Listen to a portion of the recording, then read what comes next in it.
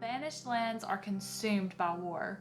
Calculating Queen Ren has conquered the west, and High King Nether holds the cauldron, most powerful of the seven treasures. At his back stand the scheming Kalidas and a warband of Kadashim, dread demons of the otherworld. They plan to bring Azeroth and his host of fallen into the world of flesh, but to do so they need all seven treasures. Nether also finally knows the truth, that he's been deceived about his grand destiny. Now his choices will determine the fate of all. Elsewhere, resistance is growing. Queen Adana finds allies in the Arden swamps, and McQuinn is on the run, though hunted by his enemies. He will witness a dawning rebellion in Nether's realm itself.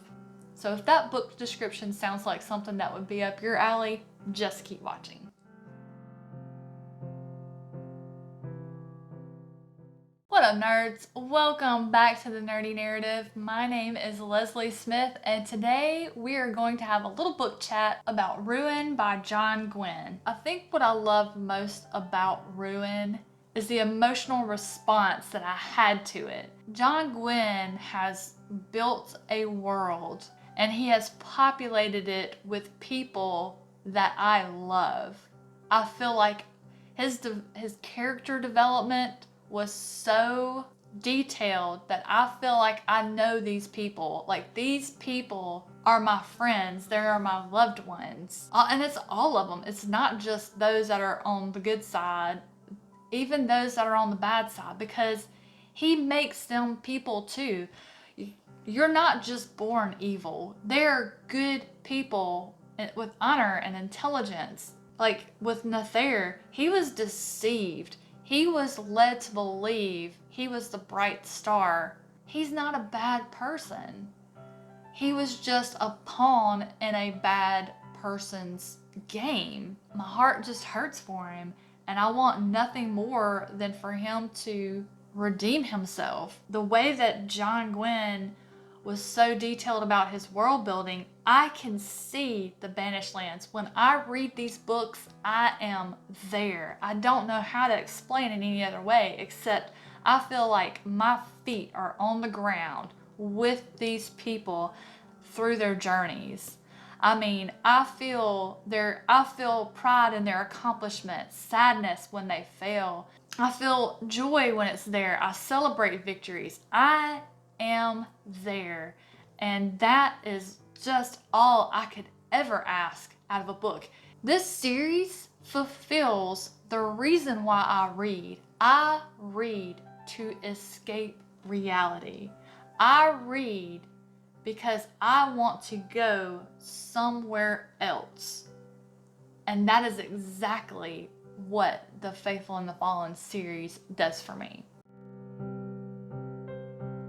I do have reviews for the first two books, Malice and Valor, which I'll throw up in the cards for you if you haven't already seen them. So the first book was all about world building, character development, and letting us know, okay, here's the prophecy of the God War that's going to take place in the Banished Lands. Book 2, Valor, is all about both sides trying to get in position, start collecting the 7 treasures. So the main focus of Ruin is the collection of the 7 treasures, which are desperately needed by both sides. If the 7 treasures are together, that's going to allow Azeroth and the rest of the Kadashim to enter into the world of flesh. So of course Team Black Sun is trying to get all these treasures together to get Azeroth into the world of flesh. Well, Team Bright Star is trying to keep those treasures separated. So Nether has finally realized that he is not the bright star as he has been led to believe by Kalidas. He now knows the truth that he is the Black Sun. I love that he's not okay with that. I was kind of worried that he was just going to accept it and just got used to being, just gotten used to the power that he has been afforded with the help of Kalidas, whose pages I want to read. Like, every time I come across Kalidas or Lycos, I just want to rip the pages out of the book. I hate them so much, so much. I like that Nether, he is upset by this. He decides to stay in league with Kalidas and makes an oath with Azeroth. So I'm just like, what's going to happen? Like, I held out so much hope when he found out the truth that he would remove himself from the equation, but he didn't. So I'm really disappointed. So Ruin to me was not as good as Valor. Maybe it was because Valor didn't have as much death involved of beloved characters. I don't know, but the plot twist at the end of Ruin broke me, and the events that occurred in the last chapter had me crying for over an hour. I was crying so hard that my husband was like, he was ready to fight John Gwynne. Like, he's like, don't buy any of that man, don't buy any more of his books, just don't read any more. And I'm like, no, that's not how this works, son. No. I was actually so heartbroken after this book that I haven't been able to start Wrath yet. After reading this book, I know now why the last one is called Wrath, which also kind of leads me to believe what is going to happen, and it may be favorable. I don't know. I just haven't been willing to take a chance on it yet. I had to literally just break out of this world. I just had to break free of the Banished Lands. I've been reading everything else but fantasy because I just couldn't handle it. But the same thing that upsets me also pleases me. While there were things that happened that I didn't like, they were necessary. They were realistic to the story. You can't have a story where everybody lives. It's just not possible. And the fact that I love people both on the side of good and on the side of evil, there's just no, I'm going to lose every time. You can't love everybody that are on two sides of a war and not expect somebody to lose their head. It's just not possible. What happened in the last chapter, I'm just very tender-hearted on that subject alone. That was really the one that upset me. I know why it's called Ruin, and I don't want to tell you because it would be a huge spoiler, but I don't know how this is going to continue in Wrath. Like, how is it going to move forward? Or is it all going to it just seems like it's all going to fall apart. It's insane. This series is insane. You just need to read it. I can't put into words what I am feeling properly. I just need you to read it, and maybe you can help me. I stand behind this series.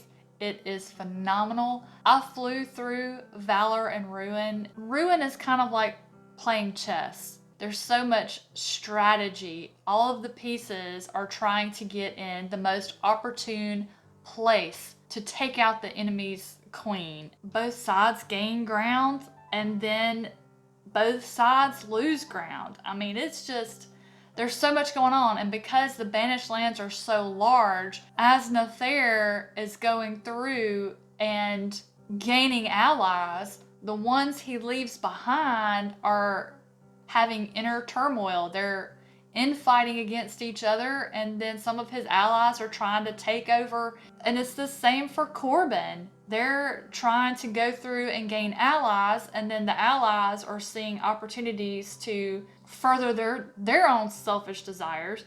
It's just so much intrigue, so much strategy and planning. It's fantasy, but it's realistic fantasy. I want to say I can't wait to see how it ends, but I'm waiting to see how it ends. I still haven't gotten myself emotionally and mentally in a place where I can continue the story yet. I hope to be in that place soon. I did get on Mike's book reviews Discord yesterday and had a pretty lengthy discussion with other lovers of this series. So I felt so much better after getting on there and talking through my feelings about this book, where because I was able to get on there and talk with people who have read through Ruin or have read the complete series. I was able to talk freely with spoilers and just what I thought, and I felt so much better. It was like book therapy, but so I'm feeling a lot better about it, and I almost picked Wrath up last night, but I was like, no, I'm gonna read another book or two and just make sure I'm ready. Thank you so much for joining me for my book therapy session about Ruin today. I appreciate you stopping by. Have a fantastic rest of your day. I'll see you soon.